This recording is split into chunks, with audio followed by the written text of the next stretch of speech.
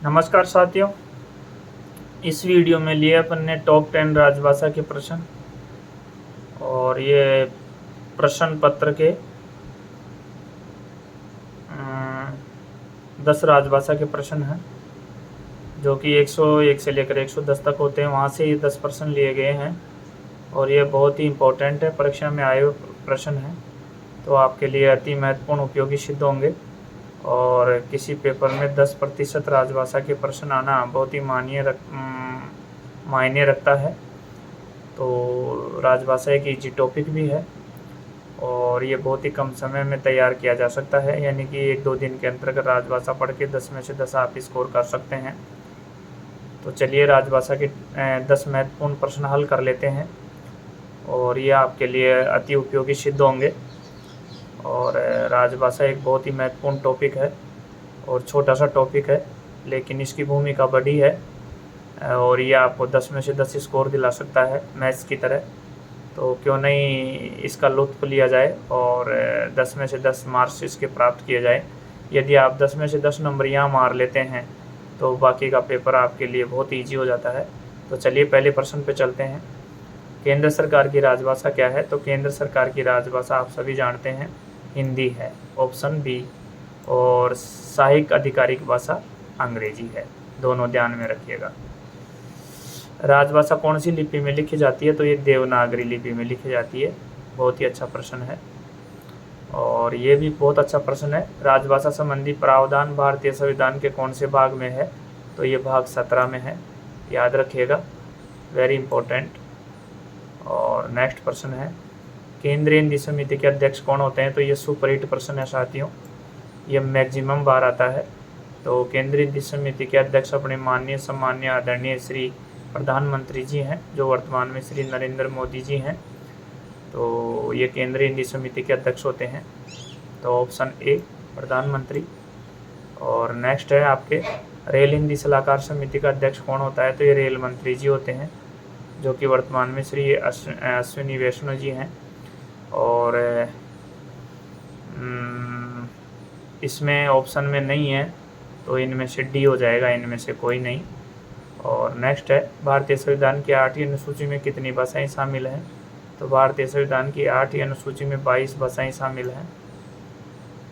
आपको 22 भाषाओं की मैं हिस्ट्री भी बता देता हूँ। 1950 के अंतर्गत 14 भाषाएं थी साथियों।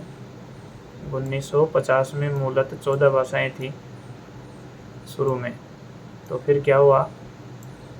फिर ये हुआ कि 1967 के अंतर्गत 21वां संविधान संशोधन हुआ, जिसमें सिंधी भाषा जोड़ी गई। तो ये हो गई 14 और 1 15, 14 और 1 15 हो गई। फिर क्या हुआ साथियों? फिर 1992 में 3 भाषाएं जोड़ी गई, नेपाली, मणिपुरी और कोंकणी। और ये 71वें संविधान संशोधन के तहत जोड़ी गई 3 भाषाएं। इनमें से जो नेपाली भाषा जोड़ी गई थी वो एकमात्र विदेशी भाषा थी। और ये प्रश्न पूछा भी जाता है कि एकमात्र विदेशी भाषा कौन सी जोड़ी गई है भारतीय 22 भाषाओं में? तो वो नेपाली होती है। तो 1992 के अंतर्गत 71वें संविधान संशोधन के तहत 3 भाषाएं जोड़ी गई, नेपाली, मणिपुरी और कोंकणी। फिर उसके बाद 2004 में 4 भाषाएं जोड़ी गई आपके 92वें संविधान संशोधन के तहत। उसमें आपके बोडो, डोगरी, मैथिली और संस्थाली 4 भाषाएं जोड़ी गई 2004 में और 92वें संविधान संशोधन के तहत। इस प्रकार से ये 22 भाषाएं हो जाती हैं। इस प्रकार से 22 भाषाएं हो जाती हैं। 14, 1 15, 15, 3 18, 18 और 4 22। तो ये थी साथियों 22 भाषाओं की कहानी। ये 22 भाषाएं आपकी हो जाती हैं। तो ये 22 भाषाओं की कहानी आपकी हो जाती है पूरी। तो भारतीय संविधान की जो 8वीं अनुसूची है उसमें 22 भाषाएं सम्मिलित हैं और इसमें एकमात्र विदेशी भाषा नेपाली है।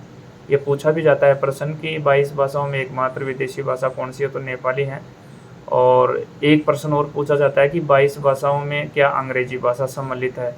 तो मैं आपको ये बता दूं कि 22 भाषाओं में अंग्रेजी भाषा सम्मिलित नहीं है। ये भी ध्यान रखिएगा, ये भी प्रश्न पूछा जाता है। नेक्स्ट है साथियों, राजभाषा के प्रयोजन के लिए देश को कितने भागों में बांटा गया है? तो 3 भागों में बांटा गया है। हिंदी के अनुसार क, ख, ग और अंग्रेजी के अनुसार ABC रीजन 3 भागों में बांटा गया है। और ये साथियों जो 108 प्रश्न है ये पूछा गया है संसदीय राजभाषा समिति में कुल कितने सदस्य होते हैं। तो इसमें 23 सदस्य होते हैं साथियों कुल।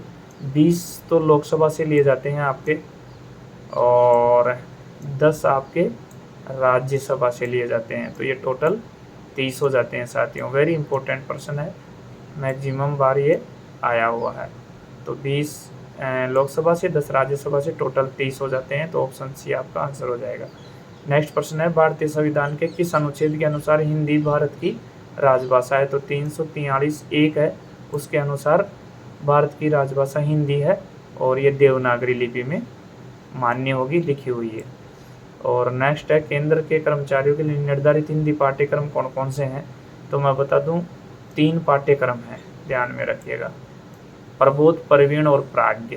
तो इसमें प्रबोध भी पाठ्यक्रम है, प्रवीण भी पाठ्यक्रम है, प्राज्ञ पाठ्यक्रम है। तो आपका आंसर हो जाएगा उपयुक्त सभी, यानी ऑप्शन डी आपका आंसर हो जाएगा।